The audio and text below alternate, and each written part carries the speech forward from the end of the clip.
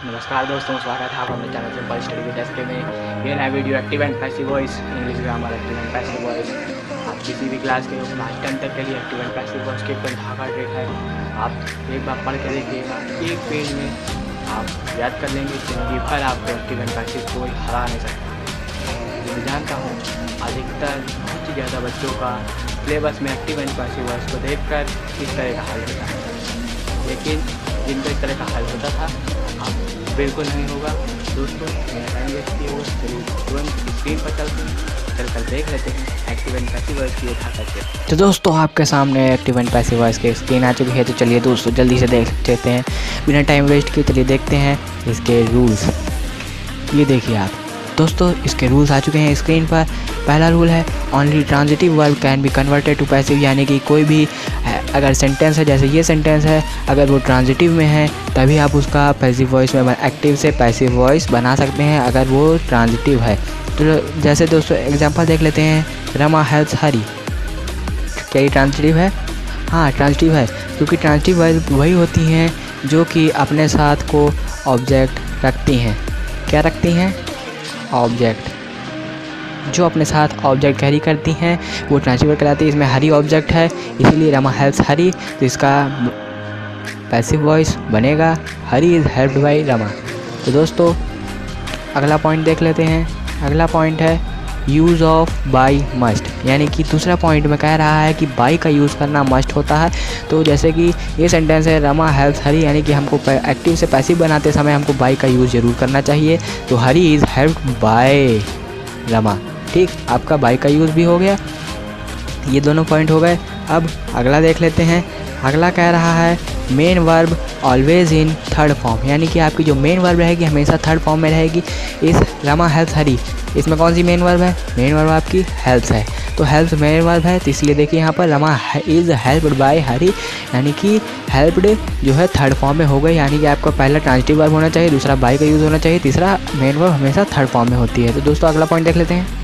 अगला पॉइंट दोस्तों है only 7 tenses of main verb can be change to passive, यानी कि मेन वर्ब के सिर्फ 7 टेंसेस जो होते हैं उन्हीं को हम पैसिव वॉइस में बना सकते हैं। उसमें से पहला है present indefinite, present continuous, present perfect, past indefinite, past continuous, past perfect, future indefinite. यानी कि इन सारे टेंसों के अलावा अगर किसी और टेंस में मेन वर्ब आपकी होगी तो आप उसका पैसिव वॉइस नहीं बना सकते हैं। इसलिए सिर्फ इन 7 टेंसेस की मेन वर्ब होनी चाहिए, तभी आपका पैसिव वॉइस बनेगा। तो दोस्तों अगला पॉइंट देख लेते हैं। पॉइंट दोस्तों है on making active to passive of imperative sentence use of let be और शुड बी डन, यानी कि हमको किसी भी अगर इम्पेरेटिव सेंटेंस है उनका पैसिव बनाना है तो हमको लेट बी या शुड बी लिखना पड़ेगा। जैसे कि आप एग्जांपल देख सकते हैं, हेल्प द पुअर, ये आपका इम्पेरेटिव सेंटेंस है, आपको इसमें ऑर्डर मिल रहा है हेल्प द पुअर, तो आपका इसमें इसका इम्पेरेटिव बनेगा let the poor B help, let the poor be helped, यानी कि let the poor be helped. यहाँ आपको इम्पेरेटिव सेंटेंस का एक्टिव टू पैसिव बनाने में लेट बी या फिर शुड बी आपको यूज़ करना होता है, तो इसमें लेट बी यूज़ हुआ है। तो दोस्तों अगला पॉइंट देख लेते हैं।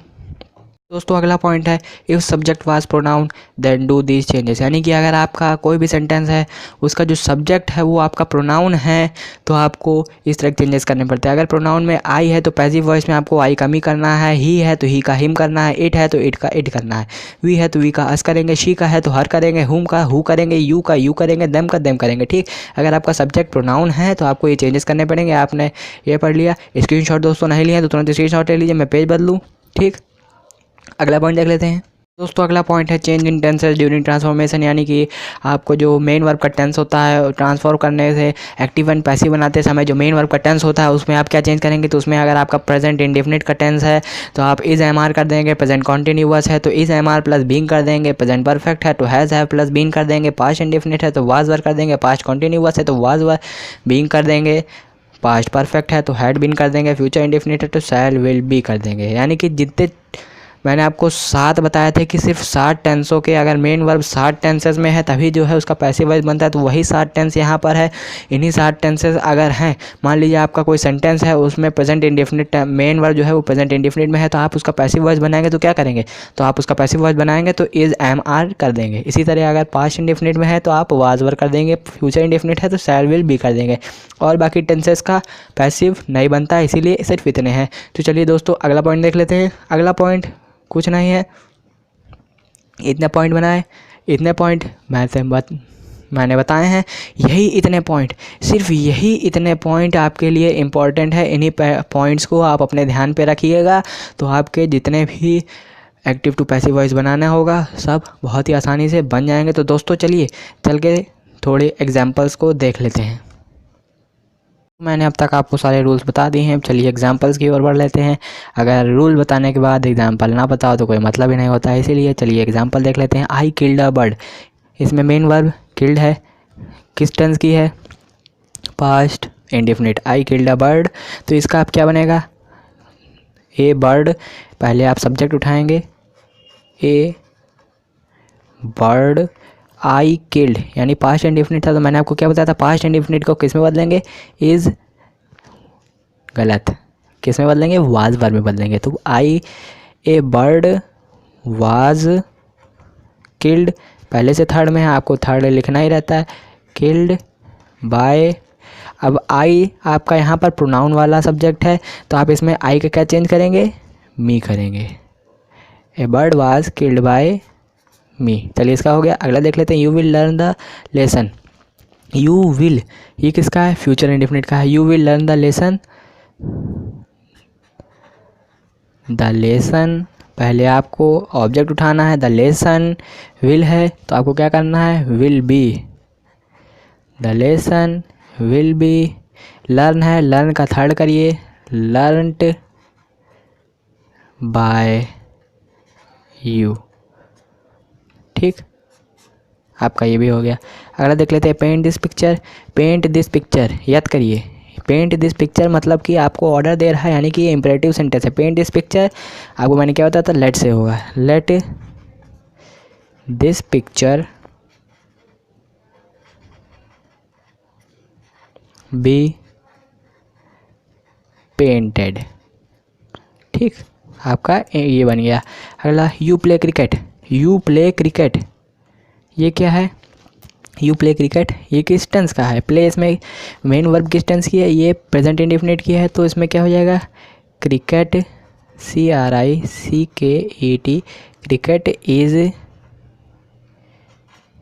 PLAYED, played by you.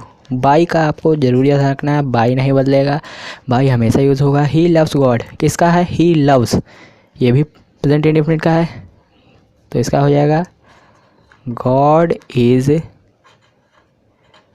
Loved by him. तो दोस्तों हो गया, पसंद आया तो लाइक करिएगा, अगर कुछ समझ में नहीं आया है तो कमेंट करके दोस्तों ज़रूर बताइए, ठीक, अगर कुछ समझ में नहीं आया तो कमेंट करके बताइए, मैं आपको ज़रूर से ज़रूर समझाऊंगा। नए हैं दोस्तों चैनल पर अगर, तो सब्सक्राइब कर दीजिए, लाइक करिए और अपने दोस्तों तक शेयर करिए, ताकि ये शॉर्ट ट्रिक उन सबको मिले और उन सब के भी पेपर में अच्छे मार्क्स आ सकें। तो मिलते हैं दोस्तों अगले वीडियो में, तब तक के लिए नमस्कार।